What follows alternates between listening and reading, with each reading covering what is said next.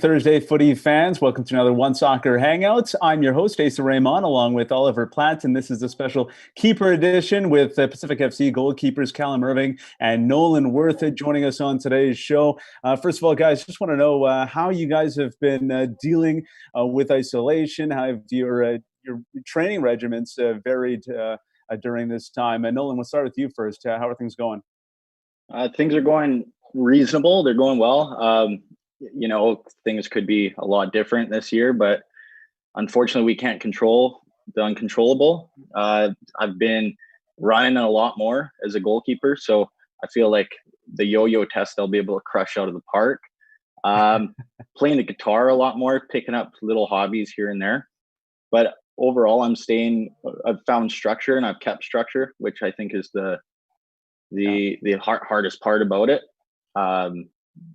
Other than that, fairly well-rounded and happy at the moment. Things could obviously be better, but making the most of it. Yeah, Callum, we're hearing that teams are looking to get back to training as a group soon. How much are you looking forward to that? Yeah, I mean, when that time comes and it's safe to do so, I mean, there's not going to be a better feeling. I mean, you compare it to the beginning of preseason, but it's going to be even better than that. It's one of those things where you spend a whole bunch of months in the off season preparing to get back with everybody, and then you have a whole, another 2.5, 3 months. So I think everybody's just ready to get back and ready to stop kicking balls off the wall to myself. Yeah. Well, that's just it, right? The goalkeeping training away from the facilities has got to be more challenging.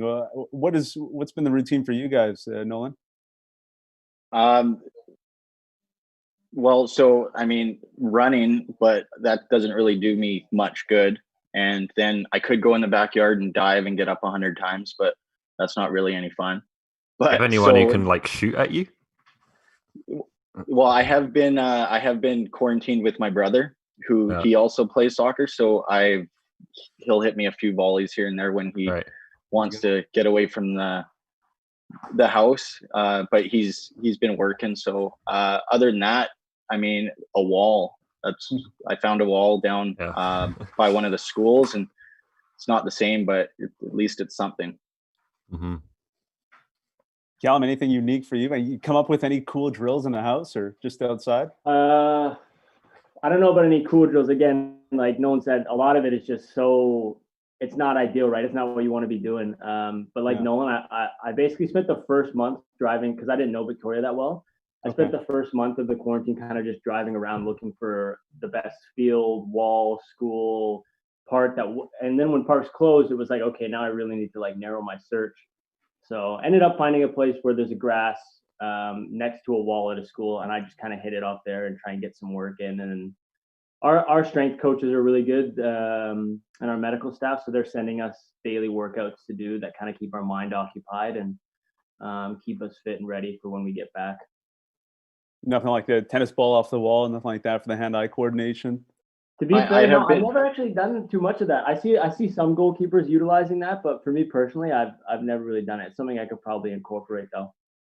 I would say at the start of quarantine, I was above average juggler, and now I'm quite the juggler, I have to say. Yeah. Just with all I need is 3 tennis balls or soccer balls, whatever. A couple apples, oranges. You can juggle soccer balls? Yeah. Like 3 of them?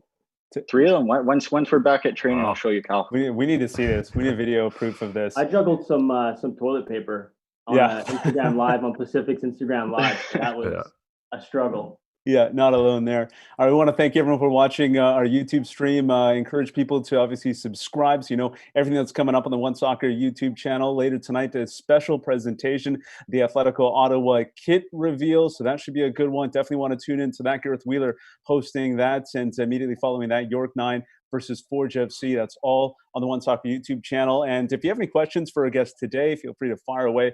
We'll try to get to them. As for the kit reveal, a question for all of us. What's your favorite kit of all time? We'll start with you, Ollie. Favorite kit of all time. So, I kind of think that nowadays it's tougher to really create that iconic kit because there's a lot of good kits around, but they change every year, right? So you don't have one that kind of represents like a one great team. So for me, I look a little bit further back.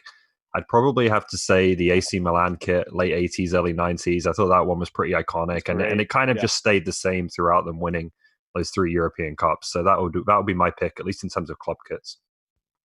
That's a good one. That one stands out for sure. Nolan, you got a favorite kit of all time? Maybe a keeper jersey that stands out for you.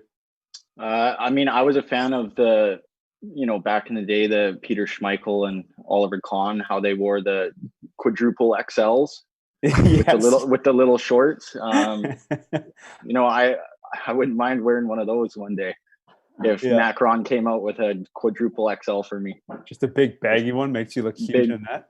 Yeah. Elbow pads and everything. Elbow pads, all the bells and whistles. Yeah. Callum, what about you? Can't be great for aerodynamics though. Do you think it'll slow you down a bit? Michael fly though, or Con? Those guys are flying. It's crazy. I don't understand it personally. I could never do it, but watching them, it's just amazing. Yeah. Well, when Peter Schmeichel would do his famous starfish, his spread, he would look absolutely massive. Yeah. Favorite kit for me, probably growing up a United fan, and probably my best memories as a United fan is like 2007-2008 season when they won the Champions League. Those few years there when they won 3 Premier Leagues in a row, they wore this Nike kit with the white stripe that went down the top of the back and then the bottom. Yeah, I remember that one. It was very simple, but I had one of those, and I just remember thinking it was Ronaldo in his prime United days, and I just remember thinking like, oh my gosh, this is like, you can't beat this. This is perfection. Yeah. And turns out they couldn't really beat that since. So that's the thing. I think a great team has got to wear it for it to be an all-time great kit, right? So that's part of it.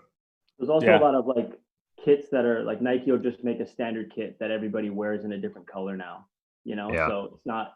And I mean, I guess they did that in the past as well, but like you said, there isn't as much variation maybe. Mm-hmm. Mm-hmm. Yeah, for me, it's nostalgia as well. The Chelsea, like 95-96 kit with the Coors across the chest. I don't know. I love the idea. I love the blue. I love the collar. Stood out for me. And then Ruud Gullit wearing that definitely brings back some memories. So that's got to be my favorite kit. But some really good ones. Most of them in the 90s for me as well because they're so distinct. I think I had that Chelsea kit, actually. I'm not a Chelsea fan, but I'll buy that off you. I don't think it would fit you. I was like 3 years old, and I had family members essentially competing for who I was going to support. So I had a Chelsea kit, a Tottenham kit. I had quite a few. Chose none of them. That's a role of family members. I've sent youth Chelsea kits back home to Vancouver to nephews, hoping that they'll become Chelsea supporters and not a Newcastle supporter. So sorry, Callum, you mentioned you're a United fan. Nolan, do you have a favorite EPL club with EPL returning June 17th? Obviously exciting for a lot of soccer fans. Nolan, do you have a favorite EPL side? I'm a Tottenham fan. That's all right. Yeah. So what got you into Tottenham? When my auntie and uncle went to the UK when I was younger, they brought me back a Tottenham t-shirt, and I couldn't. As you do. That's the thing. I know.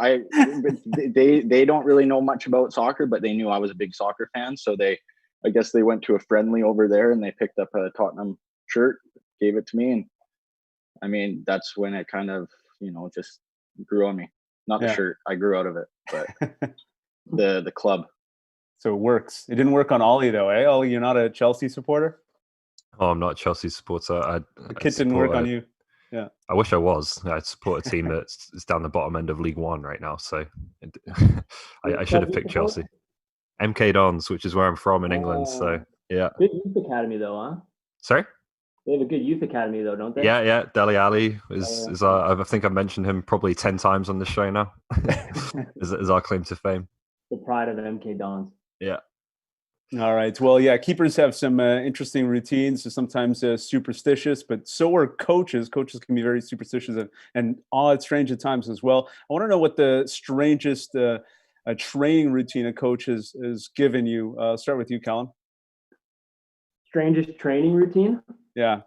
I mean, I've had a goalkeeper coach where we were doing like forward somersaults into catching and diving and like a bunch of acrobatic kind of stuff like that. And it was all to get, the goal of it was to kind of like situate yourself when your equilibrium is all out of sorts and whatnot. So he had us like jumping over things, forward rolling, getting up, catching, rolling to the side. And yeah, it was interesting. I was younger, so I was kind of all into it, just jumping around. But nowadays, I think if Mark Village were to tell us to do somersaults, I'd have a conversation with him.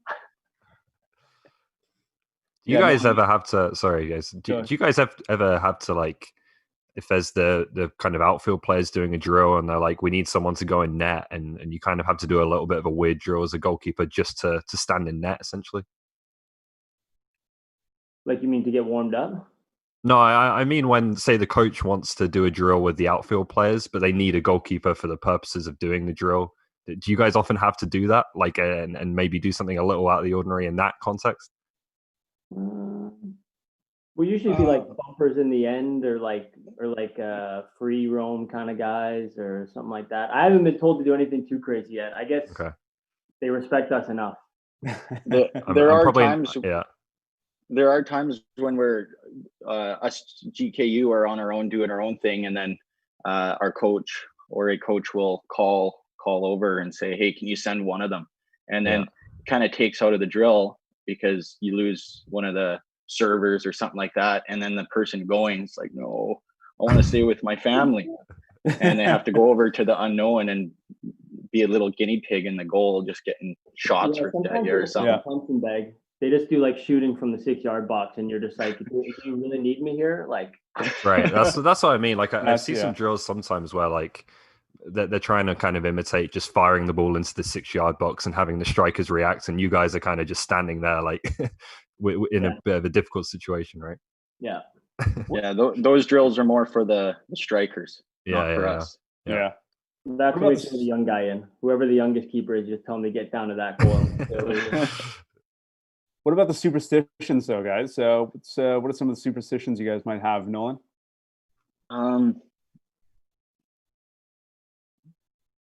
I used to lift my feet over train tracks in a car every single time, and then also say peanut butter at the same time. I would lift them and say peanut butter, but I kind of grew out of that. Nothing strange about that. But other than that, superstitions soccer-wise, or superstitions just in the entire world? I think Nolan took it as the entire world. Yeah, I think we're just opening it up now. Yeah, I was expecting, like, I put one shin pad on first, or I like do my tape a certain way. Yeah, but I like that one. That was absolutely anything then. Yeah. To be fair, I did the whole like feet up on the railroad tracks as well. So Nolan's not alone on that. I can't leave him out on that one. Superstitions for football, though, I put my stuff on the same way every game, but it's almost like a force of habit rather than like a superstition. Yeah. Like, I put my left glove on, then my right glove, and I take my left glove off first and my right glove. And I don't even think about it now. And if I go to do my right, I'm like, whoa, what the heck's going on? What's going on with you today? Now I'm going to start thinking about that when I'm doing it. It's gonna, do you have anything like that, Nolan? I do. Okay, well, I do wear two compression short, like two underwears. Yeah. On game day. Just on game day. Well, and I think it started last year because the Macron sliders, they're a little baggy, right? But then the refs weren't letting me wear my my normal sliders that I would wear, so I would have to put those over top. So I was wearing two extra sliders underneath. Now you can't play without it. Well, yeah, now it's gonna be a thing forever. Yeah. Like, I have to have two on. Well, Callum, what about on penalties? Is there anything you go through on penalties in particular? Because sometimes I'll see, keepers like touch the post, touch the bar. I don't necessarily go through any like touch crossbar, touch post. I mean, they're outlawing the whole, like, you can't slam the crossbar and move the goal and jump around. Now they've taken that out. But I guess, like, the thing I like for penalties is just, there's so much preparation that goes into it now with video, and like before the game, you're always looking like with your goalie coach, okay, where do these guys shoot and stuff. But for me, like, the best strategy has always been like to try and just clear your mind and trust your instinct. Right. And generally, like, when you do that, it's one of the most effective ways, at least for me personally. So it's almost like you kind of just have to like live in the moment and not think about it so much on penalties. Good advice. Nolan, anything on penalties? I think it's very in the moment, sporadic. I don't really have a routine. Right. I remember last year, I had 2 penalties against me against Valor, and Bustos took one and Petrasso took one, and they both went down the middle. And I knew the second time around, I think it was Bustos that took it. I knew he was going down the middle, but I dove. Why did I dive? I don't know. Wow. It's hard to stay in the middle though. That's just it. Yeah. It's hard to shoot down the middle as well, to be fair. But do you like kind of try and read the shooter, or do you look to pick up little indications of where he's going to go, or do you think that's usually just the shooter bluffing anyway and kind of ignore it? I think you pick up on things throughout the game or when you watch a video before a game, and that's where the whole, when you're in the moment, you trust your instinct. Because if you watch a player play a whole bunch, you see how they hit a ball, how they pass the ball, what type of player they are. Do they have flair? Are they finesse? Are they power?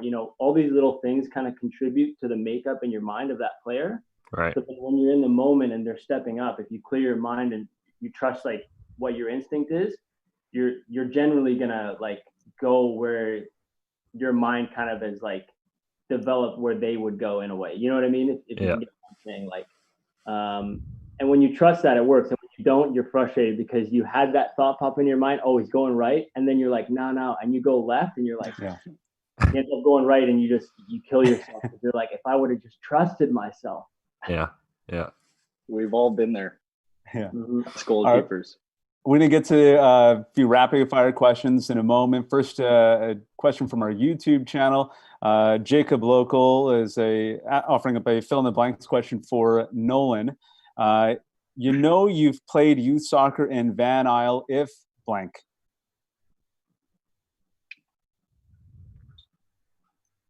No. If you have driven the island highway more than countless amount of times. That's all right. So many trips Callum, up and down that island.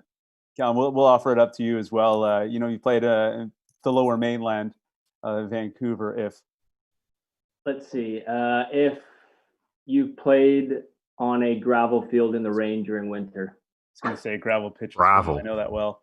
Yeah. Wow. Yeah. That was my home pitch with the gravel field. Yeah. No ideal for a keeper. All right, rapid fire time now. I'll ask both the keepers. We'll start with Nolan for the first one. What's the best save you've ever made, Nolan?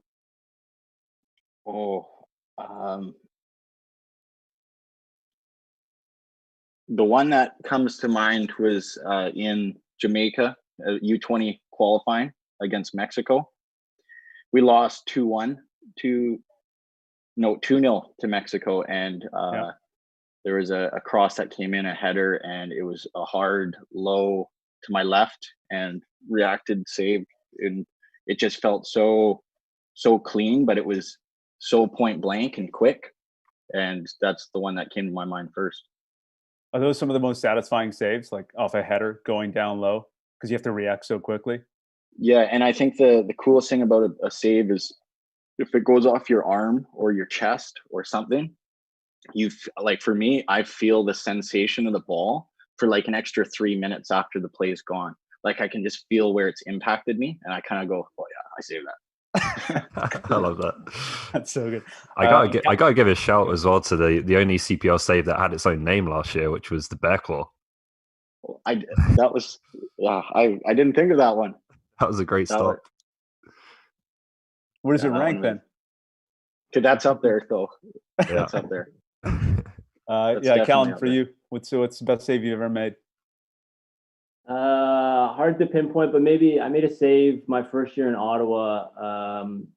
It was a double save on a deflection from we're playing against Red Bull 2, and I got shot it down to my right, and my player tried to block it, and it hit off his leg and kind of bounced off the ground and then up above me like that, and I was already diving, and then I kind of got my arm up, batted it down, and then went after the rebound and blocked the rebound. So I thought that's probably one that comes to mind. All right, a little bit tougher now. What's the worst goal you've given up, Callum? Probably FC Edmonton in the Canadian Championship, my first year in Ottawa as well. So a lot of highs and lows that year, I guess. Yeah. Cross came in. I took the cross. Striker went past me behind the goal. I walk out, I kind of give a glance left, right. We're leading in the tie, kind of in control. I'm a bit too relaxed, and I roll the ball out, take a step back, and everybody starts looking at me crazy. Striker comes from behind me, takes the ball, puts it in the open goal. Oh, Nightmare. seen a couple of those, yeah. Yeah, I think I was on like Sportsnet's or Sports Center's like top or like the bloopers of the month or something like that. I was getting some messages from friends. So Do you have that habit now of checking both your shoulders before you put the ball that's down? actually hilarious because strikers will try and do that to me. They'll like kind of hang out, and I just walk up to them, I pat them on the back. I'll be like, "Been there, done that. It's not happening." That's good. Nolan, worst goal you've given up? I think too many. No, I'd say there was one of the games down in Jamaica where I just miscleared it, and it went to one of their strikers, and that's when I really learned when I was like 19 that if you screw the clearance up, to bust your butt to get back in the goal. Don't even because I kind of just mediocrely jogged, and then I was like, oh, I got to turn the jets on, and then if I would have sprinted right from the get-go, I could have had recovered and saved it, but probably that one, and it was just felt like I let my whole team down, so that one really sticks. But then I also think of one from last year against Calgary, when I probably could have held it, but it bounces right in front of me, and I call for keeper, and then Ryan McCurdy goes to clear it, and it goes off Ali's head. Oh, I remember that one, yeah. and then they finally get it in. It's just that one was the weirdest one. That's got to be the most unfortunate sequence of bad bounces Yeah, I think I've seen in a while. I had the rebound too. Oh. Yeah. Good lessons learned, though. Next question. Next city you'd like to see the CPL expand to? Nolan. Ooh, Vancouver, or a lower mainland team. I feel like that would be a short travel for us. Yeah, smart a thinking. ferry ride. Good rivalry. Yeah, I'd probably say a lower mainland team too, but then to go outside of the obvious, let me think. I think it'd be cool to have another maritime team. Mm-hmm. As far as that travel is to kind of go complete opposite to the point that Nolan made, which is a great point. It's just like I'd never been to Halifax until last year when I played them in the Canadian Championship, and that was just like such a great opportunity to see the country. So like another opportunity to go play in Moncton or Prince Edward Island or somewhere. I don't know. Yeah, Moncton's got that nice stadium, right? So could be one of the candidates for sure. Exactly. Plenty of great cities in this country. Speaking of which, better location to grow up and why? Vancouver Island or the BC Lower Mainland? Callum. Obvious answer here, but we want to know why. Lower Mainland because there's just, first of all, that's where like the main soccer roots are within BC, as far as like where things are based out of, whether it's the Whitecaps or whatnot. And now I guess they're specific, so it's a bit expanded. But growing up, I think it was definitely tough to be on the island and then have to kind of uproot your life as a teenager to come over and play, like Nolan could probably attest to. And so for me, it was a lot easier. I was able to stay at home my whole childhood, and then try and continue to pursue my soccer career. All right, soccer angle. What about you, Nolan? Better city to grow up in? The island, and I'm fortunate. I'm happy to say I'm from the island. It was a journey. It was a trek to find my way to a high level soccer. Got to thank my parents, like forever thanking them, because they're countless hours driving me up and down the island or ferrying me over to Lower Mainland. But I got to say, the island, it's home for me. It's the culture. It's very intimate. I did 4 years over in Vancouver, and that was enough for me. It's too big. It's too big for me. I'm a small town boy, and I find Victoria to be that happy medium between small town and big city. Yeah. I grew up playing it in the Lower Mainland for Vancouver, and I enjoyed the trips to the island, going to Victoria, playing against Nanaimo. The ferry trip was something you look forward to. You mark it off on the schedule on the calendar, and you get to play arcade games on the ferry. It is true. Well, you guys look forward to the ferry ride. I don't. I've been on that thing a million times. Nostalgia wears off, I guess. Yeah. All right. Talking to the goalkeepers, about keepers, you guys talked about your favorite EPL teams. Want to know what goalkeepers you looked up to as kids when you're growing up, modeling your game after a goalkeeper. Callum, who did you look up to? Probably being a United fan, Edwin van der Sar, and then just being a soccer and keeper fan, Iker Casillas. Those were two probably big ones for me. I liked the way they played the game. And Casillas wasn't the biggest keeper. I've never been a big keeper. So for me, that was somebody to look at and be like, this guy's playing at the absolute highest level, winning all the trophies. And he's not some 6'5" behemoth. So that was something to look at. And then Van der Sar was just like, once he came to United, he was such a steady presence in the back for them that it helped them kind of regain their confidence and then win a bunch of Premier Leagues and Champions League. Yeah, what about you, Nolan? Who'd you look up to? Growing up, when I was pretty young,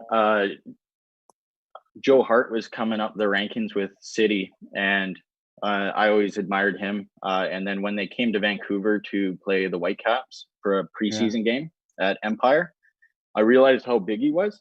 He's like 6'5". He's a monster. And I'm only 6'1", so I was like, okay, I got to change my favorite goalkeeper to kind of look to, right? So now I would say, Hugo Lloris, I'm a Tottenham fan. And then Matty Ryan. I really like Matty Ryan, the Australian international. His distribution, he's similar size. So I got to say Matty Ryan at the moment for sure. That's a good one. How much time do you guys put into the distribution side and using your feet? Because it seems like, ever since kind of Valdez and Barcelona, it's just exploded in terms of what teams are looking for, in terms of their goalkeepers being able to play. Yeah, it's constant. With our team, where, when we were training, we had, distribution kind of as a part of most sessions. And then for me growing up, it was something my dad always helped me out with, and we'd always go and kick balls and work on left foot, right foot, all that kind of stuff. So, like you said, it's just massive now. Like if you can't distribute with your feet, you're kind of living in the past a little bit. Mm-hmm. Yeah. Do either of you feel like that's a strength of yours? It's just something you're constantly working on. Yeah. Always working on it.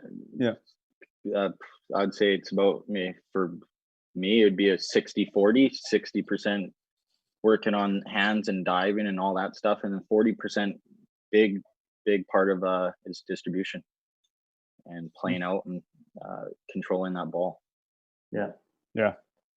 I want to know, a little bit about your guys' relationship, obviously playing together or looking forward to playing together this year, but there's only one goalkeeper spot, right? So it makes it a little bit challenging. We're glad that both of you guys have joined us on this OneSoccer YouTube Hangouts.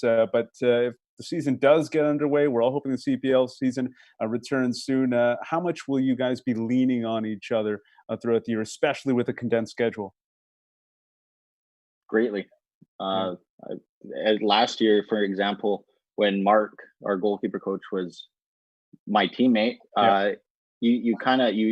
whether it's a player that's played 1,000 games or somebody that's a 16-year-old rookie, you have to find that relationship where you can lean on each other, like you said, and push each other, hold each other accountable. And if you don't find that relationship, then it kind of compromises the whole GKU for the team.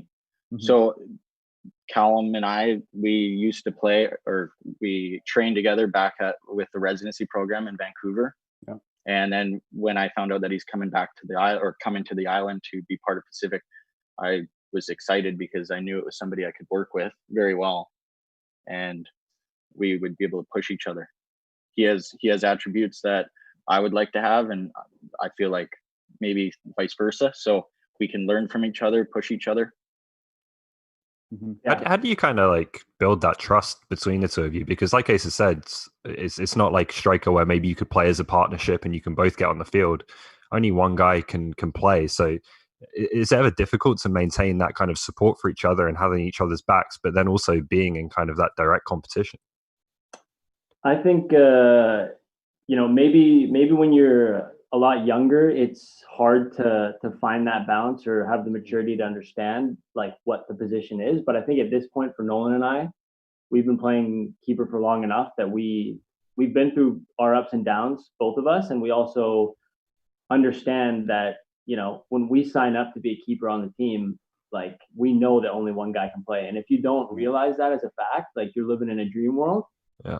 And also, like Nolan said, it's so important. Like we're only going to be as good as our training environment, right? And the team is only going to be as good as the guy that's playing. And so, like, if I'm trying to tear him down, he's trying to tear me down. Like that's not going to help either of us. Like, and if the coach picks Nolan over me, that's not Nolan's fault. So why would I try and be against Nolan? We can try and boost each other up as much as possible. Whatever the coach picks, the coach picks. And then if there's an opportunity that comes, I want to be ready to show myself if Nolan's playing. And then the same thing, if I'm playing and, an opportunity comes where I have a poor game, Nolan wants to be ready. So I think, that's part of our job as goalkeepers within the structure of a team, is to always be prepared to step in when your name is called and understand that it's not the other guy that's, trying to pick the team or whatever it is. You're just trying to help each other, and whatever happens, you make the best of. Yeah. And what's it been like? Sorry, just to add to that, sorry, Nolan, were you going to? Well, I was just going to say, you have to have the I scratch your back, you scratch my back mentality. Yeah. Because if the coach chooses Callum, I'm going to give him my full support, knowing and hoping that if my name is called, he's going to be given it right back in return. Right. How's it been working under Mark Village as well? Obviously, he's kind of made that transition from playing to coaching. How's the dynamic between all three of you, I guess, been in the short time in preseason that you had? Good. Yeah, natural. Yeah. Nolan, you can talk more about that. Probably know Mark a little bit better. Mark. I love Mark. I feel like you're holding back stories here, Nolan. It's a safe space. No, I know Mark from the past and from last year especially. And him being our goalkeeper coach now, I know that it was a hard decision for him to make, to give up his career. And I was, as soon as I found out, I texted him right away saying, hey, like this is going to be a good year. I know it was a tough decision, but I hope you can help me. And he texted right back saying that he's got my back no matter what, and that's what you need out of a goalkeeper coach. And I'm sure that's the same for Callum too. So, as it pertains to a condensed schedule, Callum, how do you feel about sharing time or going maybe 3 games and then taking one off? Would you rather just play through, especially if you're feeling hot? I mean, for me personally, like if I earn the starting spot and get it, I basically want to play until the coach takes me out because I'm not playing well. You know what I mean? That's my mentality as a goalkeeper. Is it's not as physically demanding game wise, so resting or load management in a sense isn't something I think about, unless it's a mental thing where you're stressed out mentally. But for me, it's always the mentality of play, and the only reason I'm going to come out is because the coach thinks I'm not good enough anymore. Obviously, if they go, we're going to rest you for this game, that's the coach's decision, and you respect it, and you support the guy. Whatever the case may be, if it's Nolan or me, you support him in his game. But for me, it's the mentality of just as many minutes as possible. Yeah, Nolan, has that been discussed at all with Mark Village or the coaching staff about how goalkeepers are going to be used this season, if and when it resumes? No, we haven't had any discussions like that, and I think it's just going to be determined through preseason and, I mean, through quarantine time. Yeah, but it's you got to just come prepared to train and give it your best, and then whoever is chosen, and that's what it is. And like Callum said, you want to play as many minutes as you can. So whether it's you're taking a rest day or you're just not playing well and you're switched out, then full support goes to the next keeper. Mm-hmm. All right, we got another fun question, and if anyone has any questions on our YouTube stream, feel free to fire away, and we'll try to get them to our guests today. We have Nolan Wirth and Callum Irving joining us, Pacific FC goalkeepers. Again, this is a bit of a fun question. We'll go to Callum first. We want you to rank the following in accordance to as far as which is most important to you: a shutout, a win but you give up a goal that you should have saved, or a 1-0 loss but you made a half dozen world-class highlight reel saves. How would you rank these three scenarios? Win, shutout, loss. 1, 2, 3. Win's always paramount. Win's always important. I don't care if I let in a goal that's bad. As long as we win, I'm happy. And then shutout means that we didn't lose. Yeah. And then I don't care if I make a bunch of saves and we lose. Like, maybe when I was younger, but now I just don't care. I just want to win, like, straight up. That's it. See, I knew that the loss would be last there, but I thought you might put the shutout first, because then you've done your part of getting the win, right? Like, it's not your fault if the strikers haven't brought their shooting boots. Yeah, you can a good point for that, but for me, it's got to be the win. And I'm not trying to be politically correct. I swear, I maybe pause watching this. I don't know, but that's how I feel nowadays. It's a good company man answer. I like it. So well, yeah, Nolan, do you agree? I have to agree with Callum there. Good answer, shutout is sweet. It is sweet, but the team's first, and if we win, then we move up in the rankings and to a championship. So closer to a championship. So, but like, definitely when I was 12 years old, I would want the third one to be first. Well, I stood on my head today. But the good YouTube compilation. It's not my fault. Yeah. All right, we got another question from the chat. Blake is asking what your pregame pump-up song is. Callum, we'll go with you first. Pregame pump-up song. I'm somebody that just listens to whatever I'm into at the moment that kind of makes me like feel happy, I guess. But I guess one funny story is before, when I'm probably one of the best games I've ever played, it was in college in our conference tournament.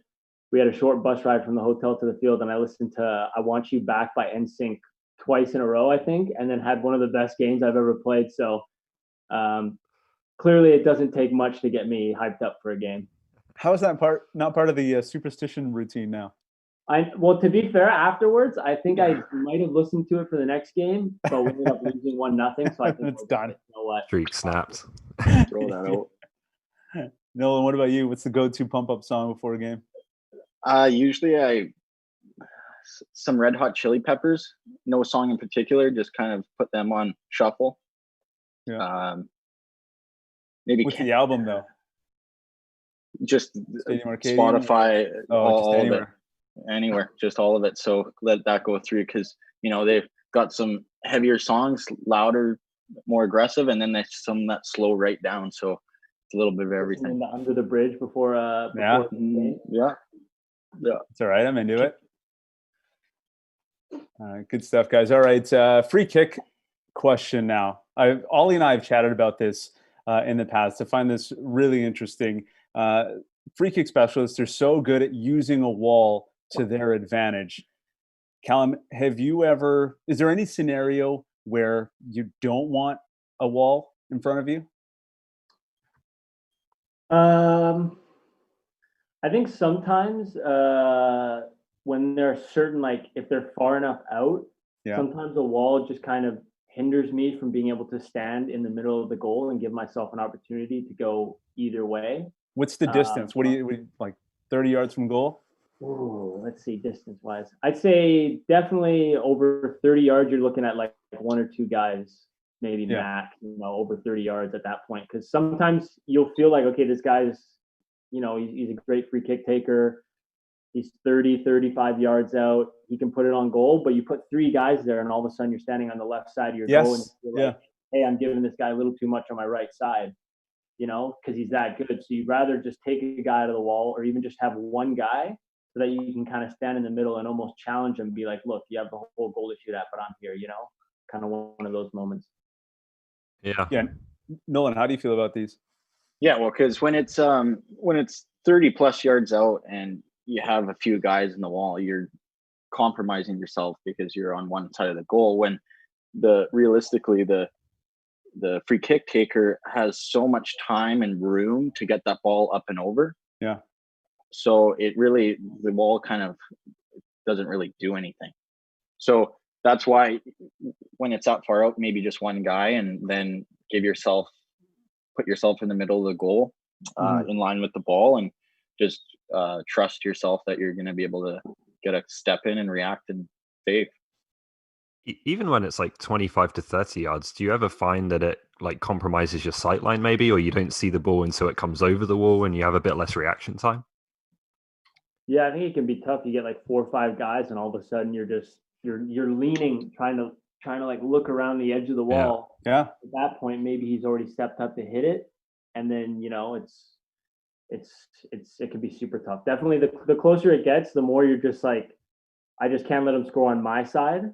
If he beats the wall and goes top bins in the other corner, he's done his job, and you just have to kind of raise your hand. But at certain points, you're like, I need to just block this part of the goal. This is my responsibility, and so that's kind of how it goes sometimes. Okay, so have you had discussions with Mark Village or any of the other coaches about removing a wall in certain scenarios, maybe testing it out on the training ground? Even with past coaches, rather, we haven't had many sessions, obviously, this year. But yeah, with past coaches, or even in meetings, brought this idea up to remove a wall. We're trying to get this idea adopted in the professional game. No pushing walls. this. You guys are pretty strong on this one. Well, I'm just curious, because you obviously feel the same way that I'm just curious to see it. 2 keepers on, both feeling the same way, that sometimes it makes it more challenging. You're just trying to cover your side of the goal. So I want to know if keepers are discussing, if they're talking about it with their coaches. Yeah, I think 100% the discussion's happening, as far as what can we do to be the most effective in every scenario. I think when I was younger, there was the whole, this is how many guys you set up with, like you try and make a big wall, block that side of the goal, this like very old school. And now, there's different ways to do it. And especially, they're changing the rules with how the opposition can relate to the wall. So now they have to be, a yard away from the wall or 2 yards or something. They can't stand in it. So that's something that's changed now as well, because they'll set up guys in front of your wall. Yeah. Like a yard in front, and then they'll duck, but they'll be on the side. And so it's just, there's so many factors involved where now it is an ongoing discussion, but I still think a wall serves a purpose when it comes close to just even mentally, and technically you're forcing a guy to have to hit a very well hit ball in order to beat the wall, right? So I still think it can serve its purpose, but there's definitely a discussion. Callum, you can stop a shot from 25 yards out from most people, though, right? Straight on. Maybe from you guys, I don't know. There's guys in the league that hit the ball pretty well. I don't know about Marcel de Jong from 25 out. I think he can beat most people. So, I know he's beat me. In training from 25 yards out. So. You guys have got a few good ones. Blasco. Isai's gone now, obviously, but you had a few free kicks going last year, I think. Yeah. Nolan, who's the best free kick taker for Pacific FC? Well, last year I would say Issei, but what is it? What makes his free kicks so deadly?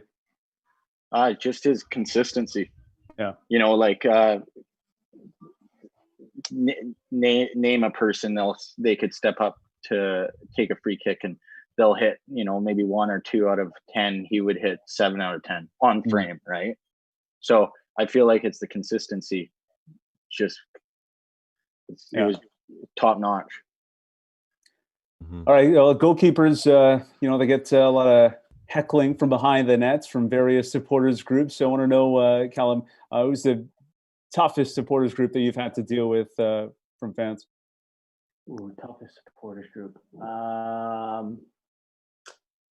What's funny about this is the smaller the group and the smaller the stadium and the less people that are there, the worse it is. Like I played against in the USL, played against Red Bulls too, and there was like 3 people behind me, basically just having a conversation with me and just trashing me the whole time. You know what I mean? Whereas like if there's like I played, at Cincinnati and there was like 20,000 people there, and yeah, they're all yelling at you, but you kind of can't really make it out because it's just a whole bunch of noise. But when there's just like 5 people there, I played in Orlando City B as well at Orlando Stadium. So it's this massive, really nice stadium with like 5 people in this great wall behind you, just going, "Hey, Callum, you suck." You can see the person like eye to eye, and you're like, "Hey, man, come on!" Like, just like one idiot that you have to listen to every word he says. Those people are probably the toughest to deal with because you can. Sometimes they're funny. When they're funny, like sometimes people make good quips, and so that's enjoyable. But I'd say the smaller the crowd, the more fierce it is. Any groups stand out to you? Last year, Calgary was, on their supporters section, they were pretty aggressive. I was called a hobo. You look like a hobo because I needed a haircut at the time. But one story that makes me think, when I was playing for Oregon State down in the NCAA, we were playing against San Diego State. And we were there, and like Callum said, there was only, there wasn't that many people there, but there was the women's team. Their women's team was behind me, and they were nasty, man. Some of the stuff they were saying, it was mean. I was bullied that day by girls. Yeah, like in really college, severely. In college, I had some pretty savage games as well. I played against ODU. And again, it was the same thing, just standing behind the fence, like some students, and they just, because they'll look up like your profile on the website, on the university website. They knew my sister's names, my mom. They knew where I went to elementary school, and they're trashing my elementary, they're trashing my family, and I look back and I'm just like, come on, like guys, it's a Friday night, like. Go somewhere else. Go here somewhere. Why are you here doing this to me? Do you ever do that? Do you ever yap back at them? At the end of the game or at the end of a half, if I switch halves, I'll always give them a little clap and a wave. Just kind of, it's all fun and games. And then sometimes they go, "Oh yeah, good sport." Like, you know what I mean? They'll do it. And sometimes they go, "Don't clap at me." Like they'll like make them rage even more. So then they go to the other side of the field to keep talking. Callum, you mentioned you've heard some funny ones. What's the funniest thing someone's yelled at you? Somebody quoted Monty Python and the Holy Grail at me. They're like, "Your mother was an elderberry and your father," like that line from when he's up on the castle when they're falling down. Somebody quoted that at me, and I turned around and I was like, "That's pretty funny." And then beyond that, just like comments about like haircuts, like different places I got my haircut and things like that back when I was in college. Yeah, I can't remember specifics, but probably some inappropriate ones, but some of them made me laugh. Nolan, you got a funny one that stands out? I mean, there's been one game, there was they're talking about my sister, and then I was like, I don't even have a sister. So it was just, I don't know. Wrong name. Check your facts. unless they're talking about my brother when he had long hair. So that's good banter. All right, we got one more game. We got about 10 minutes left here, and got a good game up. I want to bring up. This is something that would often come up at weddings. The shoe game. I don't know if you're familiar with this, where we ask a question, and then the bride or groom would hold up the shoe for who it pertains to. I want to know who's better at certain goalkeeping traits. Who's better at stopping breakaways? When you know the answer, just yell it out. Stopping breakaways. I'll go Nolan. I'll go Callum. Why? That's too polite. Yeah. Nolan's, when it comes to like shot stopping or things like that, I would probably give an edge to Nolan. He's got that vertical. He's got that athletic ability. I think he can cover a lot of ground in the goal. So that's you agree, Ollie? Do I agree? From your extensive research? You can't put me on the spot here. Now, you guys are both like, obviously, you're not short by any normal standards, but compared to goalkeepers, you're obviously more kind of a smaller, explosive type. So I think I'd struggle to pick between the two of them in this one. I think they're both pretty well suited to that kind of situation, right? That's fair. I was going to give the edge to Nolan. Okay. after looking at the Nolan highlights and the Callum highlights. All right, who's better stopping penalties? Toss up. I mean, I'll say me. That's Callum. That's a tough one. I mean, Callum, I feel like he's more, has more. He's older than me, so he has more wisdom. He knows how to read people better. So I'd give it to Callum. Does experience at some point work against you with penalties, though? You've seen too many. Sometimes you just got to go off instincts. Now you're thinking about it too long. Saved more penalties last season. Sorry?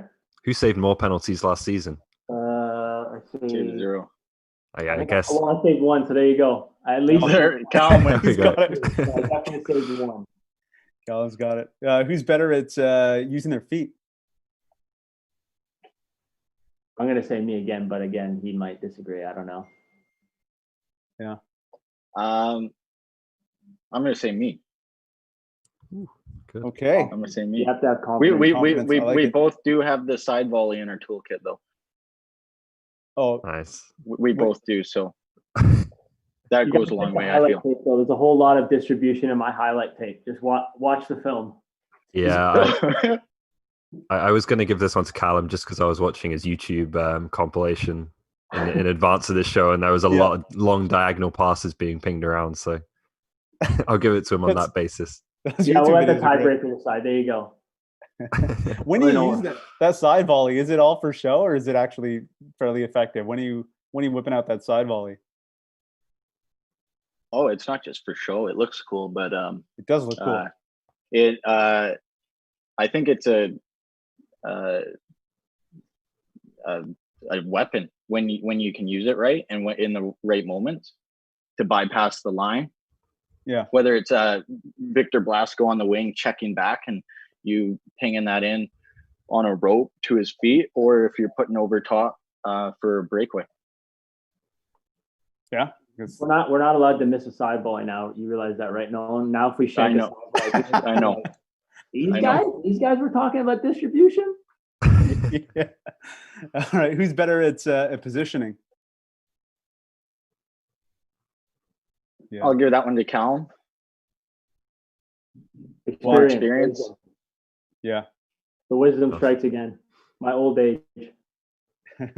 Very good positioning. I noticed that on the YouTube videos as well. Who's the better all-around athlete? Last one. Who's the better all-around athlete? Nolan, by far. Give me a ball, whatever ball it is. Football. I can't throw a football. I can catch footballs. He can throw football, baseball. He's got it all. He can jump. He can. I don't know. He's a good golfer. He's better at golf than I am. So definitely Nolan.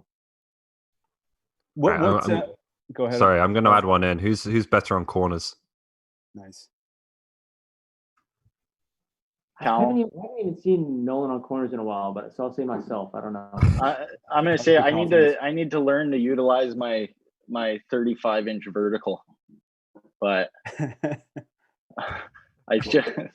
But once he learns how to utilize that, it won't be a competition. But until then, I have it. Are you guys punching guys or do you catching guys, or is it just a kind of whatever you can do at the time? Depends in the moment. Yeah. The traffic in the box. But try to catch everything. Yeah. For the most part. What are you looking for on crosses and corners? Are you trying to, I guess, how much attention are you paying to the attackers and how much on the flight of the ball? It's pretty, I wouldn't say even, but like I think one of the things you work on when you're working on crosses in training is keeping your body open to where the ball is coming from and where the threat is.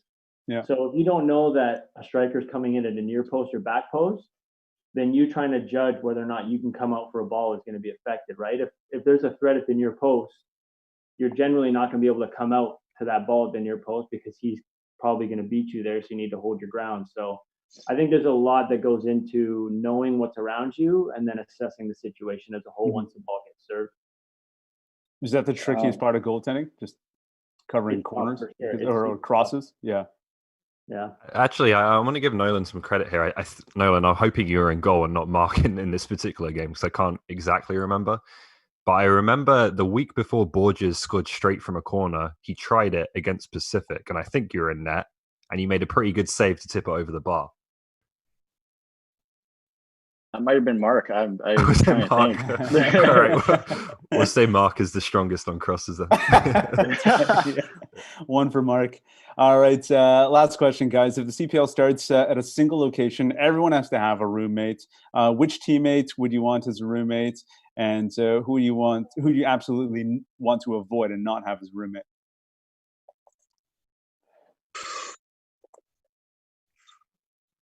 I don't know. I might pick Nolan. We get along pretty well as far as my roommate goes. Yeah, when we went to Tofino for 4 days, we didn't want to kill each other then. So I feel like that would just carry into 2 months. Yeah. So, but you want to avoid maybe Victor. I was gonna say Victor. Avoid. I'm gonna say Victor too. Yeah. Victor. Why is that? I don't even know. I don't know, Victor. The noisy. Loud? I'm going through the positions. Who? He's Victor likes to use social media, so he might like put me on his social media when I don't want to be like. Fair enough.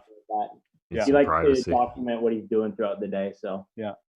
And I'm sure he would much rather be with somebody that can speak Spanish too. That's also true. Yeah. No, the season with the guys though. Who would you pick other than Callum? Because that's obviously the diplomatic answer here with Callum being on the show. I would pick Lucas McNaughton. Yeah. So, I mean, he's a pretty good buddy. Got to know him last year, so I would choose him. Good stuff.